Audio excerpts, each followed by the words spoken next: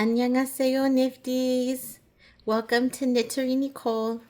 I am Nicole, and we are a crafting community. So grab your work in progress, also known as a whip, and let's get started on our 10-minute crafting break. Today, I am drinking tea from one of my favorite places called Cha for Tea. They have several locations in Southern California.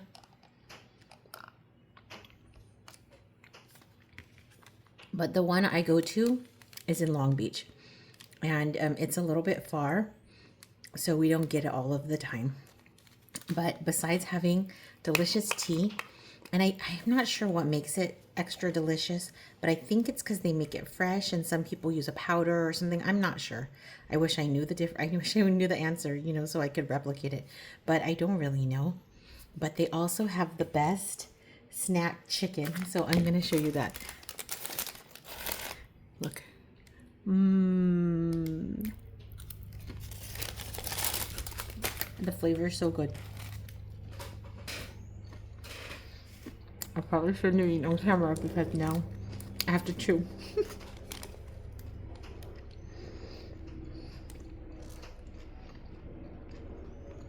I am working again on my Eiffel Tower Diamond Painting. Yesterday I was kind of in a rush and I didn't clean it up.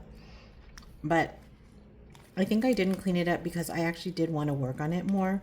I didn't get very much done yesterday, and it was calling me. It was calling me a little bit. So I'm not sure if this is the best strategy. But I just have 3 of these right here. So I thought I would fill those in real quick. And there's more on that side, but not too many. 3 of these. And then there are, let's see if you can see it. Let me zoom in.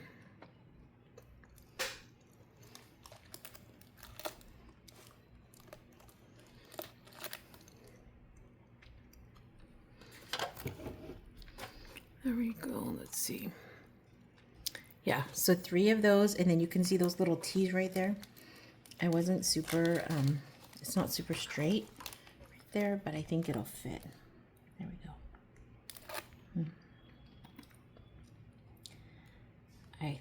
I hope some of you, well, I mean, some of you could be new, right? Not everyone watches all. Not everyone's been here from the beginning, but some of you know that I am in my 50th year of life this year.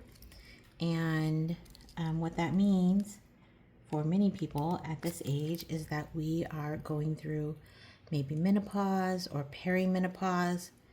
And for a lot of people, that comes with, hormone changes. Some people are calling it your second puberty, or your graying puberty or something like that. And I'm having such a hard time with this. I'm gonna get more of the sticky stuff. That went away. Let's try again. Okay. So I'm gonna knead this a little bit to make it flexible and then use some more. At any rate, a lot of women have something called hot flashes where they get very hot all of a sudden, or night sweats because they're hot when they're sleeping. And unfortunately, I have not had those, but that also made me confused about whether or not I was going through menopause. And my doctor would test me for it, and he would always say, and he's been my doctor for quite a long time, and he's my son's doctor too, so he's like a family physician. My doctor is so amazing in that he's so, he's just like a veteran in his field, so knowledgeable, and is very research-based, which I like. He seems to be up on current research and is always, quoting it and telling me about it, and I really like that about him. And he runs my tests because, we know how old I am. And then he would always come back and be like, nope, not yet, not yet. But I have been gaining weight kind of unexplainably. And the only explanation is that I don't exercise as much as I used to.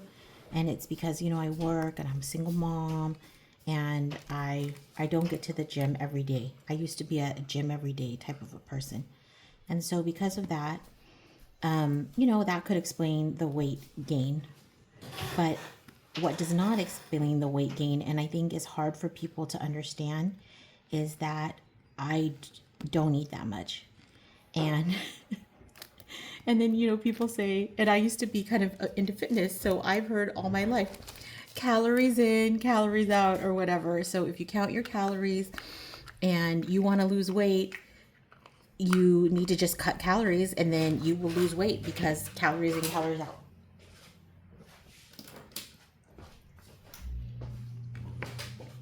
And I think to some extent that's true. It totally makes sense that, if you're in a huge calorie deficit, like let's say you need 1,000 calories a day. Well, they say 2,000, right? For a normal, typical sized person, 2,000 calories a day. And then you eat only 1,000 calories. Well, then you're starving your body, and hypothetically you would lose weight.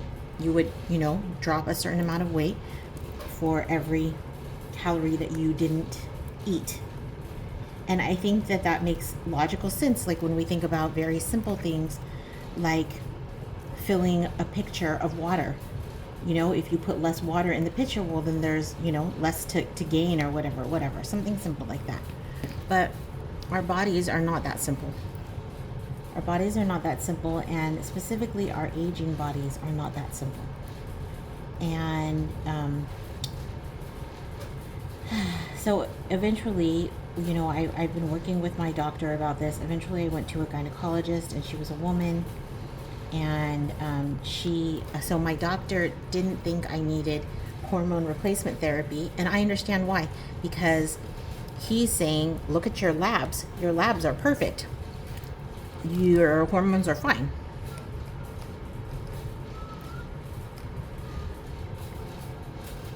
And so I understand that. And that's why he said I should not do it. But, I've been having lots of other symptoms. Even though the tests don't indicate that I am in menopause, I've had other symptoms. One of them is a little bit of anxiety, and, like the kind of anxiety where your brain is just constantly going and worrying about things, and, kind of like, like worst case scenario predictions. And I've always been like that. So it didn't surprise me when it started, because I've always been like that, but it definitely did get worse. It got worse. And I don't know how many times I've told you, like, that my job is hard, and that's true, and my job is hard. But sometimes I feel like I can't make it at my job, and that's ridiculous, because I'm good at my job. I don't want to brag, and I don't want to be, boastful, but I am good at my job. I'm skilled, and I'm trained, and there's nothing yet in my job that I haven't been able to do. I've always been able to fulfill the functions of my job because I'm well trained for it. And so there's no reason why I should feel overwhelmed from my job if I can control somewhat my workload. And, my colleagues are really good. My bosses are good. And so there's no reason that I shouldn't be happy with what I'm doing, unless, there's no reason from the physical job of it specifically. But I have kind of been struggling with that. And the other thing that has happened is that I have not been hungry. And that's how I knew I wasn't overeating, because I haven't been hungry. I'll go, hours and hours without eating. So much so that I'll forget that I haven't eaten, and I will get dizzy, and sometimes I'll kind of stumble and fall. And then I'll be like, oh, I guess I should eat. But my body didn't tell me, like, hey, you're hungry. And yeah, so, like your tummy's supposed to say, I'm hungry, and then you're supposed to eat. Like, that's how bodies are supposed to work. But my tummy was never telling me I'm hungry, or very rarely. The only time it would really tell me is like first thing in the morning, like when I would first wake up, And I think that's also because I kind of do like intermittent fasting, and I would eat like around 3, maybe 4 or 5, usually like 5 at the latest, and then I wouldn't eat again until, you know, the morning. And so of course in the morning I'm very hungry. That makes sense because I've gone hours and hours without eating. So I was doing that, and so in the morning I would eat, and then after I would eat that first time, I wouldn't be hungry again, pretty much all day long. I mean, I would eventually get dizzy, but I wouldn't be hungry. And so unless I started like setting a timer to eat. And so I would set a timer to eat, and then I would eat, you know, just so that I won't be dizzy. The other thing is that when I get dizzy, it's hard for me to drive, and I have to drive my son around and myself, and so I don't want to get into a car accident. And I actually have gotten into some fender benders because I've been hungry, and a little bit like my blood sugar kind of drops, but I don't have diabetes because we've gone through those labs anyway. So ultimately, here's my news for today, and this is why I told you this long story. I'm finally hungry again. Since I want to say maybe like 2 or 3 days ago, I finally like can tell that I'm hungry, and I'm finally like hungry like 3 times a day, whereas before I would be hungry only once a day. So today I got this chicken because I was hungry, and it was kind of a breakthrough, and I was really excited. So that's my news for today. We are almost done for today, and of course I've gone over. Thank you so much for being here with us today. Head to our like and subscribe the video. Head to our YouTube so you can see. I might have time because it's Saturday to like fill in the rest of this, and it'll be so nice to get, you know, all the way across. So I'll do a big picture of the top.